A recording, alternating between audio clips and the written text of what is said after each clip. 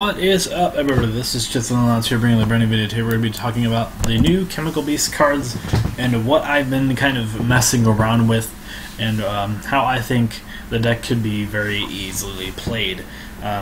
So, for those of you who haven't seen my videos on this deck, or on this archetype in general, it is a Gemini-based archetype that consists around, I guess, simple removal as well as using the Gemini as a, I guess, sort of a beacon of hope for this deck.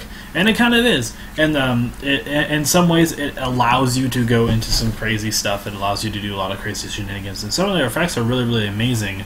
I want to go over each card and why they're in this deck at their place. And I want to discuss what cards you could probably cut out.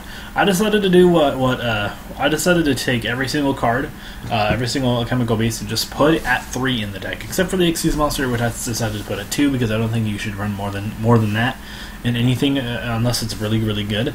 And generally that's not the case. However, I feel like the best way to test out the ratios of this deck is to see which cards best outline the playstyle, as well as which cards that you could cut out eventually for other cards that are more capable and more qualified. So we're just gonna jump right into it, and I'm gonna explain why each card is in this deck. First of all, you're running the 3/8s, the 3 of each 8. You're running Deoxin and Hydreigon. Deoxin, in my opinion, is the best one, simply because he has the ability to pop cards, and he has the ability to prevent the negation of a normal type monster being a Gemini monster being summoned. So a normal summon. So that's really, really good. And that's generally how you're going to effectively get your plays off like that, is making these ridiculous swings like that and having a bunch of your monsters not being negated and stuff like that. Next is Hydreigon. I think this is the worst of the two, simply because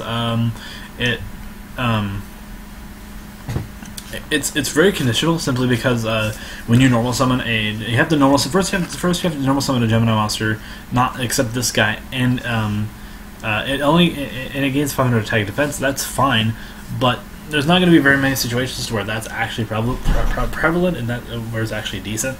The only two cards in this deck where this effect is actually slightly useful is Blazewing Butterfly and Hydreigon Hawk. In the way of attack stat, this card being 1900 defense and this card being 2600 defense is not too good. It's not. I mean, it's not something to laugh at, but it's not something that you're looking forward to as well. So, yeah. Next up is Blazewing Butterfly. I think this card is the best card in the deck, simply because you contribute this card off, and then you can put someone in the Gemini monster from your graveyard, except this card. Not to mention that when you summon this card, when you use this effect, you get it becomes an effect monster. So basically, you can get rid of this card, and then basically you get a Hydreigon or Deoxin, or you can get out your Crab, or you can get out your Hydreigon Hawk. Another card that I considered to play, but I haven't tested it out yet, is Gemini Summoner. What this card does is during the once per turn during your opponent's end phase, you can pay 500 life points to normal summon or set one Gemini monster from your hand, or normal summon another one on the face of Gemini monster on the field. And once per turn, if this card would be destroyed by battle, it would not. So I thought about playing this card simply because it has the ability to make your normal monsters immediately alive at the end phase of the turn. Granted, it's only at the end phase of your opponent's turn, so it is a little slow. Granted, it also can't, if your opponent can't really deal with it, which is not hard. It's 1500 attack. Then it's going to be it's not going to be very good. But I figured that this card might actually be okay in the deck as a 1 of, or maybe even a 2 of, considering how easy it is for you to actually have a board with this deck, because it is relatively easy to get a board out with this deck. It's not hard at all. So. The next card I want to talk about is Woodland Archer. Some of you might be wondering what this card actually is. Woodland Archer is a level 3 monster, obviously, that when you have 2 or more normal monsters in your graveyard, you get special summon this card from your hand. Basically, it allows you to make better rank 3 plays. It allows you to make rank 3 plays. Break Sword and Grand Pulse and Dante are obviously the top tier choices right now. Levier is another one, so it's pretty good there. Next, you're running a Hydrogen Hawk, which I think is the better one of the 3 level 2s. I'm hoping that they get like some like big monsters, like a level 4 that's 1900. That would make this so much better. You can run US Alias in this deck to make some funky hero plays and stuff like that, as well as you can run Norden to make this deck a little bit more interesting. But I figured that we should run a pure variant right now instead of basically talking about text. Even though I just talked about one of them, which is Gemini Summoner. Next card I want to talk about is Carbon Crab. Carbon Crab is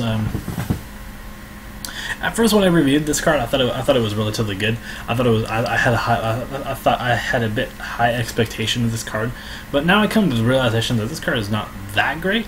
If the stats were switched on this card and this card, I would say this card is the better choice simply because it has much more much more capabilities, and it can survive a lot longer than the Hydrogen Hawk. Hydrogen Hawk. But I don't think this card is very good, as even though I was very eager about this card. It's still a very good effect, though. I'm not going to knock that, because having the ability to search out a Gemini monster for the discarding of another Gemini monster is definitely good. So yeah. Next is Ox and Ox. I actually haven't seen this card too often, believe it or not. So my opinion on this card is not very. It's not high and it's not very low either. It's kind of just in the middle, and it's kind of just there. So,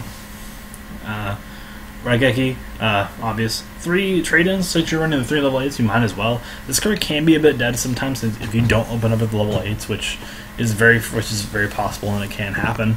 But I think that's kind of outweighed a little bit. So, yeah. Soul Charge, because this card is kind of a game winner, I feel. Having the ability to just special summon 5 monsters, and then have the ability to make more shenanigans, make rank 8s, make rank 3s, make rank 2s if you want to, and then just go off from that. Supervise. You equip it to only a Gemini monster and distribute it as an effect monster. So basically what you do is when you summon like, for example, the Carbon Crab, it's an activator basically. Now you can actually use its effect. And when it's sent to the graveyard, you can normal summon special summon another normal monster. So, for example, if the monster dies, you could just summon it right back. Or if you have another target that you want back, you can just summon that as well. Yeah. Sparkfield. Sparkfield is very, very good. I think this card is really, really good. The only downside is that this card is called Sparkfield and not Chemical Beast.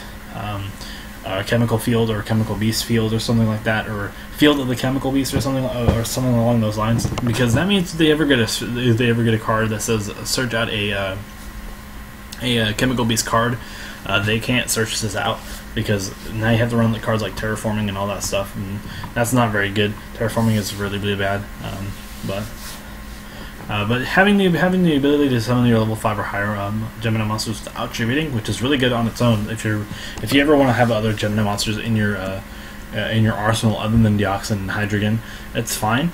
But I think that this is a really good effect, and also it lets you normal summon another time. So it's another activator. So this card is really, really good. So yeah. Also, when you can target a monster, you can target a card your opponent controls, and then you can banish a Gemini monster that you control, and then destroy that card. Yeah, basically. Burnout is really kind of an interesting card. I actually think this card might go to 2, not because it's bad, but because you don't want to open up at this card too often. Mainly because that. It gets a little cloggy, and since you can only use you can only use the effect of you can only use it once a turn. It's kind of a blowout card. Special summoning 2 Chemical Beasts is pretty good, especially when they're the 2 level 8s and your opponent just simply can't handle it.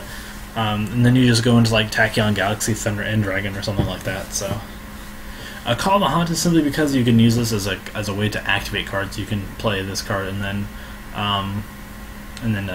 summon Hydreigon or something like that, and then activate the effect, or a Hydron Crab or Oxen or Blazewing Butterfly, and then use that as activators. So next we're going to explain some of the XC stresses. Some of these are in here just because you have the ability to make them, and you have some chance to do so. Like Herald of Pure Light, Daigusto Phoenix, Sky Cavalry is the best one, and this card, I think this card is actually relatively good. So yeah, it's 2200 attack, which is really good. So. But I want to talk about Thunder End Dragon in particular. Thunder End Dragon is really good in this deck simply because you summon it with 2 level 8 normal monsters, which Deoxys and Hydreigon are 2 level 8 normal monsters, are normal monsters. So you don't activate them, you don't set them up to be effect monsters. You could just overlay them simply like that. And you have the ability to destroy all other monsters your opponent on the field, which is generally very good. Even if you decide to say, hey, I kind of want to keep my board, if your opponent's outnumbering you in the way of cards, it's really good. This card kind of outs Cosmo cards as well, so you have that going for it. But I think it's a little bit it might be a little too slow for that as of right now. But this is strictly assuming that Cosmos is going to be around by the time that this deck is even released. By that time, the Cosmos might be dead.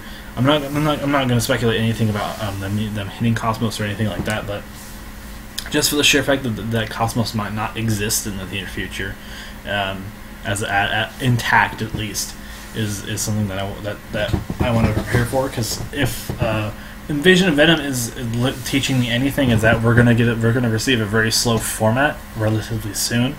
If not, we're gonna receive a very different format than what we're used to, where everything is just faster and faster and faster. And lastly, I want to talk about the Methane Hide. Methane Hide is a really good card. You can if you have the ability to make this card, you probably should in most cases over cards like Thunder End Dragon, Velgrand, Tachyon. So yeah, the reason why is because this card is a really good way to